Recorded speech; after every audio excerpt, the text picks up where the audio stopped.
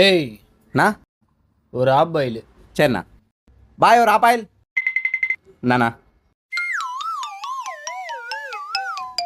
டேய் ஆ வேற app boil எடுத்துன்னு வா. இதுக்குண்ணாண்ணா?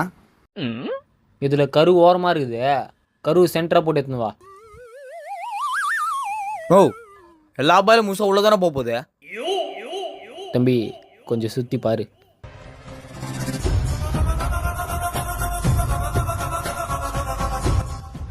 நோ ஆனால் எல்லாரும் உன்னே பார்க்குறாங்க. நீராகாரம் சாப்பிட்டு ஆம்லேட் போடுறது எவ்வளோ அசிங்கமோ, அதை விட அசிங்கம் ஆப் பாயில் முழுசாக சாப்பிட தெரியாமல் இருக்குது. இதில் மஞ்சக்கரு சென்டர் ரேடியஸ்லேருந்து 30 டிகிரி ஓரமாக இருக்குது. அண்ணன் மட்டும் இப்போ கை வச்சேன் கலங்கிடும், அப்புறம் ஒரே அசிங்கமாகி போடும். டேய் அதான் அண்ணன் சொல்கிறார்ல, கருவு சென்டர் வச்சுருந்தா போ. நோ அதுக்கு எதுக்கு நான் வேற ஆப்பாயில?